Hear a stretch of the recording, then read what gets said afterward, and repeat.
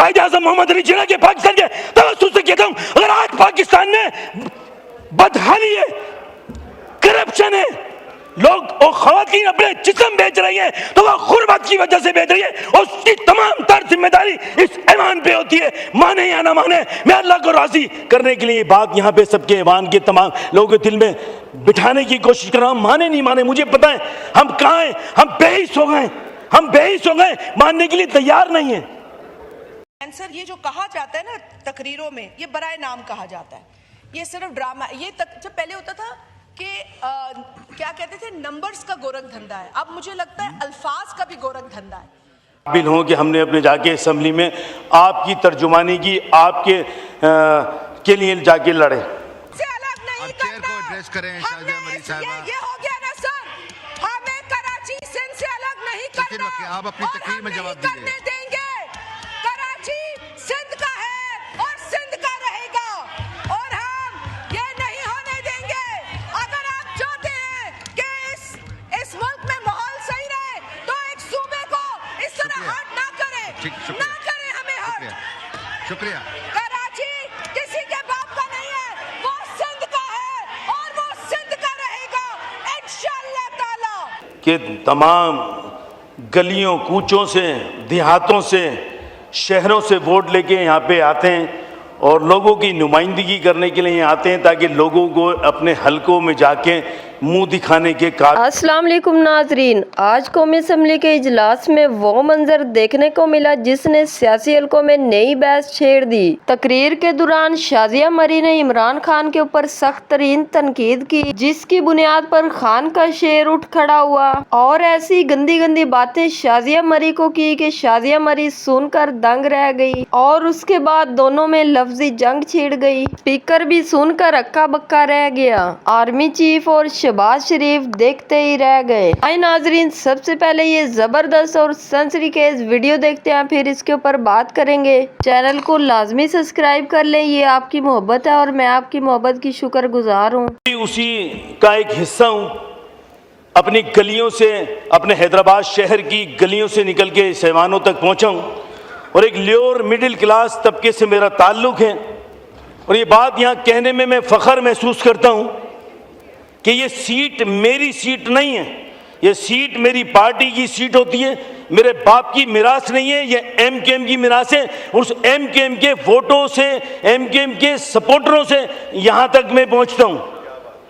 تو میں ترجمانی بھی اسی ایم کے ایم کی کروں گا اور اسی اپنے حلقے کی عوام کی کروں گا، نہ کہ گورنمنٹ کی کروں گا، نہ اپوزیشن کی کروں گا، میں اپنے حلقے کی ترجمانی کروں گا۔ جناب ڈپٹی اسپیکر صاحب، یہ بجٹ جب بنائے جاتے ہیں تو بجٹ میں گورنمنٹ ہو، اپوزیشن ہو، تمام لوگوں کو ساتھ مل کر لے کے چلا جاتا ہے۔ سندھ، بلوچستان، خیبر پختونخوا، پنجاب، یہ 4 صوبے، ان 4 صوبوں کے 144 ڈسٹرکٹ اور 144 ڈسٹرکٹ کی جو صورتحال ہے وہ کسی سے ڈھکی چھپی نہیں ہے۔ اب ہم آنکھیں بند کر کے، جیسے آپ کی چیئر ہے، جیسے آپ کی چیئر سے سب کو ڈائریکشن ملتی ہے، اسی طرح ایک ہی چیئر سے پاکستان کی تمام جماعتوں کو ڈائریکشن ملتی ہے۔ یہ سچ ہے، لیکن ماننے کے لیے تیار نہیں ہے۔ لبادہ اڑ رکھا ہے جمہوریت کا، لبادہ اڑ رکھا ہے عجیب عجیب باتوں کا، عجیب عجیب منشور لے کے آ کے اس ایوان میں بیٹھتے ہیں، لیکن کیا یہ سچ ہے؟ نہیں ہے سچ۔ میں آج وہ اپنے دل کی ترجمانی بیان کر رہا ہوں، اور شاید آج میری پارٹی کے چیئرمین یہاں نہیں ہیں۔ جناب ڈپٹی اسپیکر صاحب، مجھے ایک عام آدمی سمجھے، جب میرے شہر میں پانی نہیں ہو، احسان اقبال صاحب یہاں بیٹھے ہیں، میں ان کی خاص طور پہ توجہ چاہوں گا، میرے شہر میں پانی نہ ہو، میرے شہر میں گیس نہ ہو، میرے شہر میں لائٹ نہ ہو، میں کس بات کی آگے یہاں پہ تعریف کروں؟ میرے شہر میں لوگ مظاہرے کر رہے ہوں، میرے شہر میں لوگ بد فعلی میں آج پاکی۔ جناب ڈپٹی اسپیکر صاحب، یہ بیٹھے ہیں ہمارے احسان اقبال صاحب، میں ان کا شکر گزار ہوں، میں اپنے منسٹر یہاں پہ مذہبی امور کمیٹی کے اس میں منسٹر نہیں ہے، ایک ابھی ہلکے کے ایک آدمی کے ساتھ مسئلہ ہوا سعودی عرب میں نے ان سے ریکویسٹ کی، انہوں نے میری بات سنی، رات کے 3 بجے سنی اور دوسرے دن صبح میں 3 بجے اس مسئلے کو ریزالو کرایا۔ کامرس کی منسٹر یہاں نہیں ہے، جس نے لوگوں کی عوام کے کام کرنے کے لیے میں ان کی تعریف کروں گا، اور اس ایوان میں ایسے بھی منسٹر بیٹھے ہیں جو اپنے حلقے کی عوام کا ارے ایم این اے کا فون نہیں اٹھاتے تو کیا اپنے حلقے کی عوام کے ساتھ ان کا رویہ ہوگا؟ ابھی آپ کیوں بلا وجہ میں مجھے اپنی طرف متوجہ کر رہے ہیں؟ رہنے دیں، اچھی بلی بات کر رہا ہوں، اپنی طرف متوجہ کر رہا ہوں۔ نو کراس ٹاک پلیز۔ جی جی جناب ڈپٹی اسپیکر صاحب، آپ بتائیں کہ کراچی شہر پینے کا پانی تو ہے نہیں، پینے کا پانی نہیں ہے۔ یہ بیٹے میرے پیپلز پارٹی کے دوست، یہ سارے، یہ آغا صاحب یہاں پہ ساری چیز، پینے کا پانی ٹینکر کے پاس پینے کا پانی ہے، ٹینکر جا کے بیچ رہے ہیں۔ حیدرآباد میں پانی ہے نہیں، ٹینکر سے مل رہا ہے، تو یہ کس بات کا میں یہاں پہ آ کے اپریشیٹ کروں؟ کس بات کا اپریشیٹ کروں کہ آ کے میں مراد علی شاہ کو اپریشیٹ کروں یا وزیر اعظم کو اپریشیٹ کروں؟ کیوں؟ آج آپ بتائیں، میں تو نون لیگ کے 2013 سے 18 میں اس ایوان میں یہ اپنے صدر نواز شریف صاحب اسلام گئے تھے حیدرآباد 2017 میں، اور وہاں وہ حیدرآباد کی یونیورسٹی کا اعلان کر کے آئے، 1 ارب روپے پی ایچ ڈی پی میں رکھے، دیکھ لیں 16-17 کی 17-18 کی ہر دور میں۔ لیکن جب شاہد خاقان عباسی آئے، جب 1 ہفتہ رہ گیا تو سندھ کے سی ایس نے لیٹر لکھا کہ جی ہم یونیورسٹی 18ویں ترمیم کے بعد یونیورسٹی نہیں بنا سکتے، تو انسٹیٹیوٹ بن گیا۔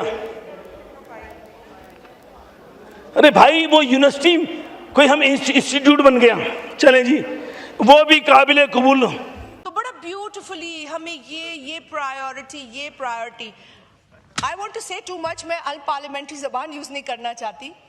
پرائیورٹی 400 ارب روپے کی آپ نے جو روڈ رکھی ہے موٹر وے، اس میں 15 ارب یہ اونٹ کے منہ میں زیرے کے برابر آپ نے رقم رکھی ہے، so that is also condemnable. Sir Sindh کا ایک ایشو ہے جو پی ڈبلیو ڈی کی سکیمز ہے، میں اس کو ذرا سے اٹھا لیتی ہوں۔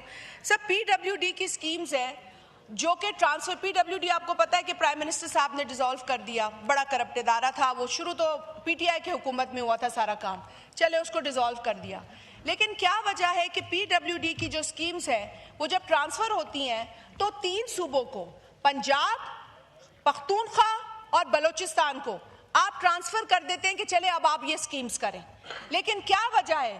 Page 45 of this PSDP. Please Tariq Fazal Chaudhary صاحب if you are taking these notes, this is very important. کیا وجہ ہے کہ پی ڈبلیو ڈی کی وہ سکیمز جو پی ڈبلیو ڈی کی ڈیسولوشن کے بعد صوبوں کو گئی ہیں وہ سندھ کو کیوں نہیں گئی؟ آپ نے سندھ کو کالونی سمجھا ہے اپنی؟ آپ کا جب دل کرتا ہے آپ سندھ کے ساتھ زیادتی کرتے۔ We are not your colony. We are، یہ پڑھیں پریمبل، آپ یہ پڑھیں، اس کو پڑھیں کہ ٹیریٹریز کیا ہیں، فیڈرل ٹیریٹری کیا ہے اور پروونشل ٹیریٹری کیا ہے۔ یہ آئین ہے نا، اس کو پڑھ لیں، اس میں سندھ کو پڑھ لیں، وہ از اے صوبہ، اور آپ اس کو دیکھ لیں پیج 46 کو کہ آپ نے جو پی ڈبلیو ڈی کی۔ ناظرین، آج قومی اسمبلی میں جو گفتگو سننے کو ملی اس نے ایک بار پھر کئی اہم سوالات کھڑے کر دیے ہیں۔ ایک طرف حکومت اپنے بجٹ کو عوام دوست قرار دے رہی ہے، جبکہ دوسری طرف اپوزیشن اور اتحادی جماعتوں کے بعض ارکان یہ کہہ رہے ہیں کہ زمینی حقائق اس سے بالکل مختلف ہیں، عوام کو ریلیف دینے کے بجائے ان پر مزید بوجھ ڈالا جا رہا ہے اور بنیادی سہولیات آج بھی لاکھوں شہریوں کی پہنچ سے دور ہیں۔ تقریروں میں سب سے زیادہ زور اس بات پر دیا گیا کہ ایک منتخب نمائندے کی اصل ذمہ داری اپنی عوام کی آواز بننا ہے، نہ کہ صرف حکومت یا اپوزیشن کا دفاع کرنا۔ اگر کسی شہری میں پینے کا صاف پانی موجود نہ ہو، گیس کی قلت ہو، بجلی کی لوڈ شیڈنگ معمول بن چکی ہو اور ترقیاتی منصوبے سالہ سال التوا کا شکار رہیں تو ایسے میں عوام اپنے نمائندوں سے جواب ضرور مانگیں گے۔ ارکان اسمبلی نے بجٹ میں وسائل تقسیم پر بھی سخت سوالات اٹھائے۔ ان کا موقف تھا کہ ملک کے مختلف علاقوں کے ساتھ یکساں یکساں سلوک ہونا چاہیے اور ترقیاتی فنڈ سیاسی بنیادوں پر نہیں بلکہ عوامی ضروریات کے مطابق تقسیم ہونے چاہیے۔ کراچی، حیدرآباد اور سندھ کے دیگر علاقوں کے مسائل کا ذکر کرتے ہوئے پانی، ٹرانسپورٹ، جامعات، ترقیاتی منصوبوں اور KIV جیسے منصوبوں پر بھی توجہ دلائی گئی۔ دوسری جانب پنجاب کے بعض پسماندہ علاقوں اور کسانوں کے مسائل کا بھی ذکر کیا گیا، جس سے یہ تاثر ملا کہ محرومی صرف ایک صوبے کا مسئلہ نہیں بلکہ مختلف علاقوں کے لوگ اپنی اپنی شکایات رکھتے ہیں۔ اسی دوران کاربن لیوی، ایندھن کی قیمتوں اور پبلک ٹرانسپورٹ پر پڑنے والے ممکنہ اثرات پر بھی سوال اٹھائے گئے۔ یہ موقف سامنے آیا کہ اگر حکومت نئے ٹیکس یا لیویز نافذ کرتی ہے تو ساتھ ہی کم آمدنی والے طبقے کے لیے مؤثر ریلیف بھی فراہم کرنا چاہیے تاکہ مہنگائی کا بوجھ براہ راست عام آدمی پر نہ پڑ سکے۔ زرعی شعبے کے حوالے سے بھی تشویش ظاہر کی گئی۔ مقررین کا کہنا تھا کہ اگر زراعت کو واقعی ترجیح دینی ہے تو صرف اعلانات کافی نہیں بلکہ عملی اقدامات، مناسب فنڈنگ اور کسانوں کے لیے آسان پالیسیاں ضروری ہیں۔ اسی طرح جامعات کی فنڈنگ،